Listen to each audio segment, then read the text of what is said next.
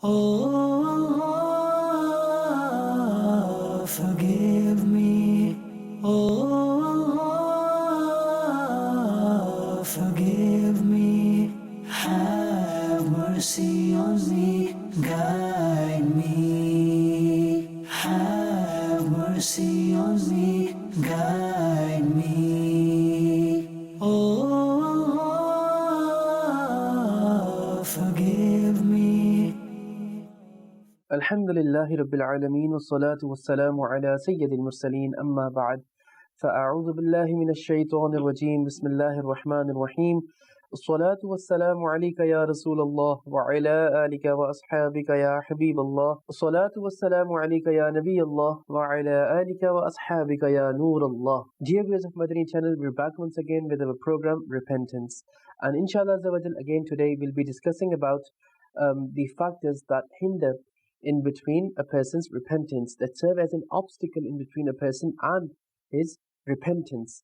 As this discussion has been going on for quite some episodes now, but this element is very, very important for us to understand and for us to overcome it. That's why we are so much focusing on it and emphasizing so much on it, so that all these satanic whispers, because of which we do not go towards repentance, because of which we abandon repentance or delay in repenting, we can overcome those obstacles and we can repent in the court of Allah subhanahu wa ta'ala wholeheartedly and sincerely, so that we can also attain salvation from the mercy of Allah subhanahu wa ta'ala. Before that, as per our routine, let us first of all listen to the virtue of reciting the Durood Pak, sending peace and salutations upon the noble Prophet sallallahu alaihi wa alihi wasallam. The Holy Prophet sallallahu alaihi wa alihi wasallam stated that adorn your gatherings by reciting salat upon me, as this will be nur, light for you on the day of judgment. So again, dear viewers, we've come to know of something that would serve as light for us, that would illuminate things for us on the day of judgment, that would serve as nur for us on the day of judgment. It is sending peace and salutations upon the noble Prophet sallallahu alaihi wa alihi wasallam. Sallu ala al-Habib sallallahu ta'ala ala Muhammad sallallahu alayhi wa alihi wasallam. Today, again, we will be talking about one factor based on which or because of which people don't repent or don't come towards repentance. And it is the bad company of evil friends. When people, they are indulged in the company of those who themselves are indulged in sins, who themselves are far away from repentance, then how do we expect those people to repent themselves? Because their gathering is around those people who, ma'adullah, commit sins openly, recklessly, only themselves, and they don't consider it a means of anything. They don't consider it to be a means of regret or remorse. So when you are in the gathering of such people, then of course sooner or later you will be affected with their company, and you will also be involved in sinning. You will also be involved in those immoral activities that they are performing. And in case someone does give you invitation towards righteousness, to repent in the court of Allah Almighty for the ill deeds that you're performing, then that very group of people, that very group of your friends, they would make fun of you. They would laugh at you. If you tell them to stop sinning, then they will make fun of you. So in such an environment, it is very difficult for a person to come towards repentance, to repent in the court of Allah subhanahu wa ta'ala, to abandon sins. So this is one thing that often hinders and serves as an obstacle between a person and repentance. Now, what is its solution? It is quite obvious that a company has its own effect, and people, their habits get molded towards the routine practices of the company in which he is normally the company in which he socializes. So this is very, very important for us to understand. The Holy Prophet sallallahu alaihi wasallam highlighting towards this very, very important issue, He sallallahu alaihi wasallam stated that the example of a good and a bad companion is like a person who carries fragrance, perfume with him, and a person who deals in the work of fairness, who works by a fairness.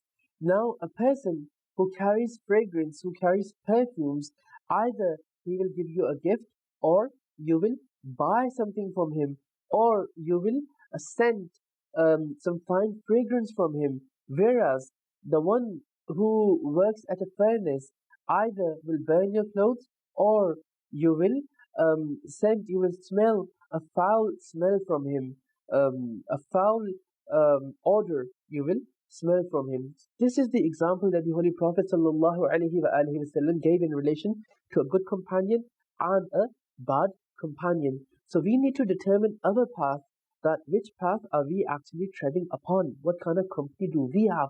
What kind of friend circle do we have? Which people do we socialize with? So in the light of this hadith, we can actually determine our path and analyze where exactly do we stand. And this would actually determine our path towards repentance as well.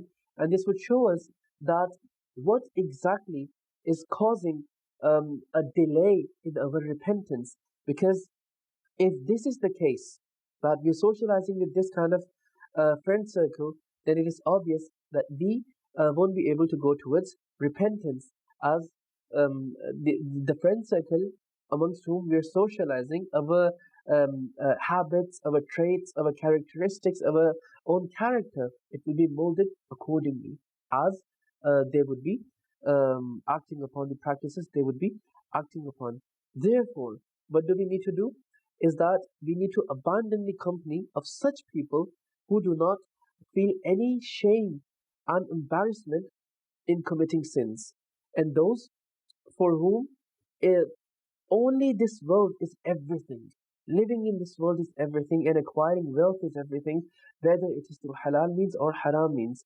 We need to abandon the company of those who, ma'adullah, swear at each other when they talk, who, ma'adullah, lie when they talk, who, ma'adullah, are involved in these indecent activities, in these immoral activities, because while staying within the company of these people, whilst socializing with these kind of people, to have sincere repentance, to make sincere repentance, is nothing more than a dream.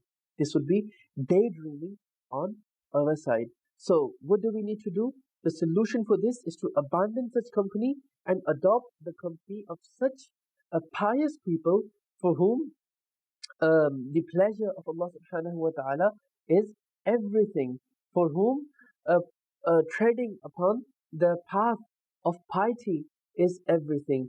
Those who actually fear the punishment of the hellfire, those who are eager to tread upon the path of paradise. If this is the case, if we socialize with these kind of people, then insha'Allah we will also better our character. We would also become better in many other things as well. And insha'Allah we will also start treading upon the path of piety, because those people will give us a mindset. They will give us a mindset that we need to repent in the court of Allah subhanahu wa ta'ala. We need to avoid sins. We need to avoid those tasks, those activities that bring about the displeasure of Allah subhanahu wa ta'ala. Because if you think about the viewers of Madani Channel, that let's say you socialize with a bunch of friends who are not steadfast in offering salah, but you yourself are steadfast in offering salah. And now you're hanging out with them, and all of a sudden time for salah comes. And you will be the only one who will be getting up and offering salah. Even if you invite them towards righteousness and give them invitation for salah, it is very, very rare that those people will come towards salah. Take the example of, you're playing sports with them. And in the midst of sports, let's say you're playing, cricket, football, whatever.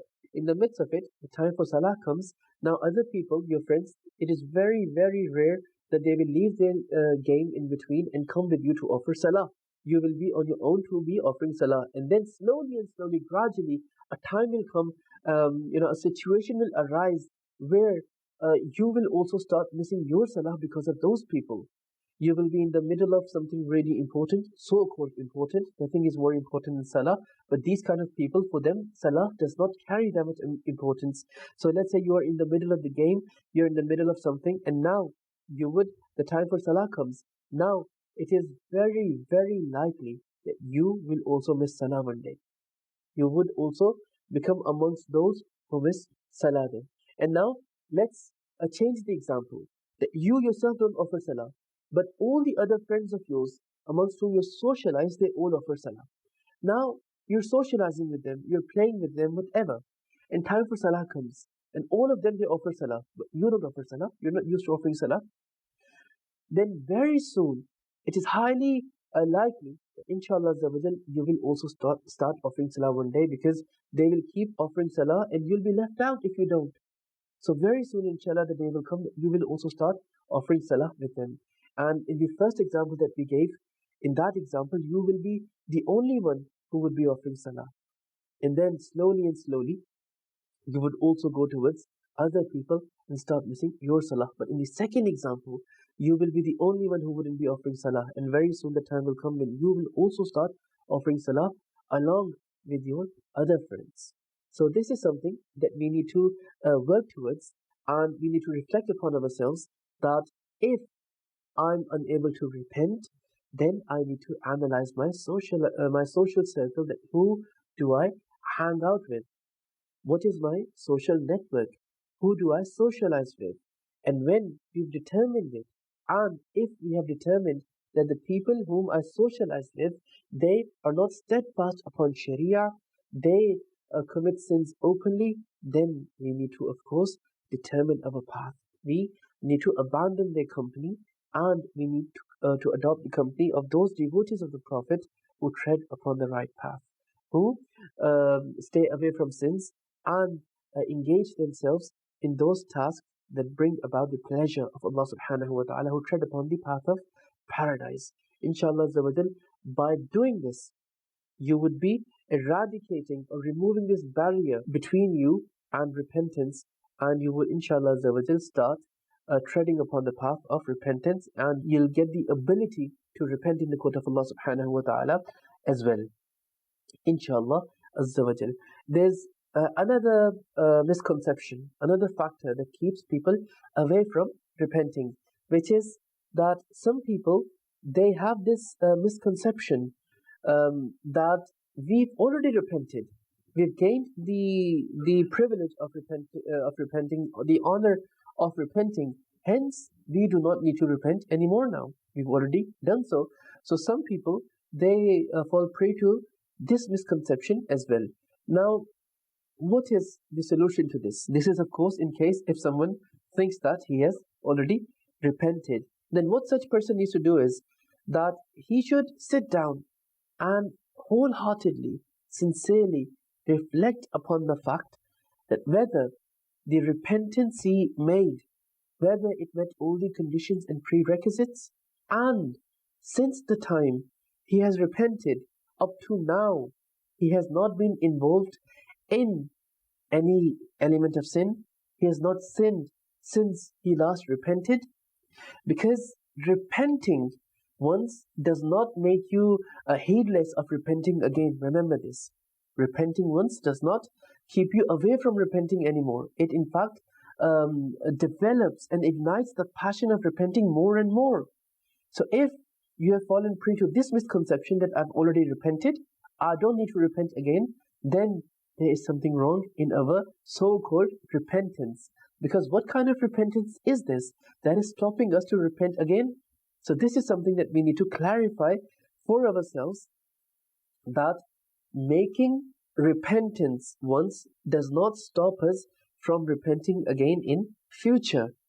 In fact, repenting once should give us further passion and eagerness to repent more frequently and more often. Because what we need to understand is that it is not the case that once you have repented and that's it now, we're done. We don't need to repent anymore throughout our lives. This is not the case. We need to repent again and again, several times a day, every other day, every week, every month, throughout our lives, we need to be steadfast upon repenting. So if this misconception is in someone's mind that I've already repented, so why should I repent again? Then there is something wrong. Because keep in mind that repenting once does not stop you from repenting again. In fact, it would give you a further mindset of repenting again and again in the court of Allah subhanahu wa ta'ala, which should be our approach, that we've already repented. Now, we need to understand how important this is. And Satan is our open enemy. He's there all the time and he's trying his utmost to misguide us. So, to stay safe from the attacks of Satan and to ensure that we don't indulge and involve in further sins, and in case we have, then of course repenting would make our sins forgiven, the previous sins forgiven, and inshallah we will make a firm intention not to commit the sin again. And making frequent repentance is something that is required from us. It is necessary for us to do this again and again. So those people who have fallen prey to this satanic misconception, hopefully this discussion should have uprooted this very misconception of theirs as well. Now let's talk about one narration which one noble predecessor rahimahullah has mentioned, and it shows the excellence of repentance in terms of Satan the accursed. He also started to feeling regret in this case. He also started to feeling bad that why did he make a person commit sin? Because remember, someone would repent after he has committed a sin.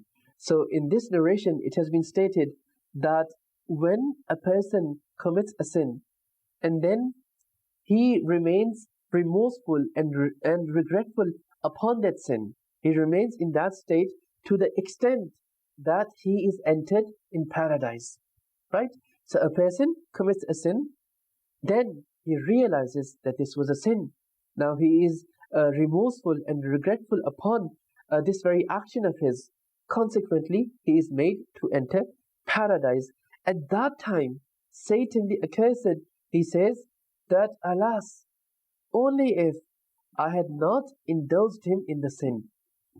Because the honor of entering paradise over here was because of that person repenting over his sin, because of that person being embarrassed over his sin, because of that person being remorseful over his sin. So this remorse, this regret, this repentance became a means of that person's entry into paradise. And this is where Satan, he's saying that, alas, only if I had not indulged him into the sin.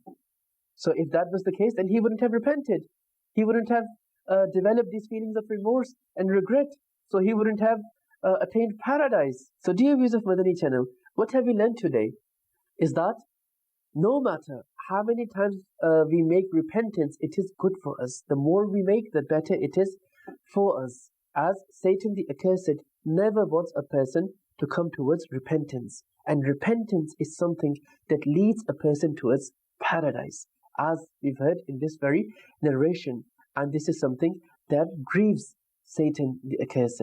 So never let these kind of satanic whispers come in your mind that I've already repented, I don't need to repent anymore. No, it shouldn't be the case.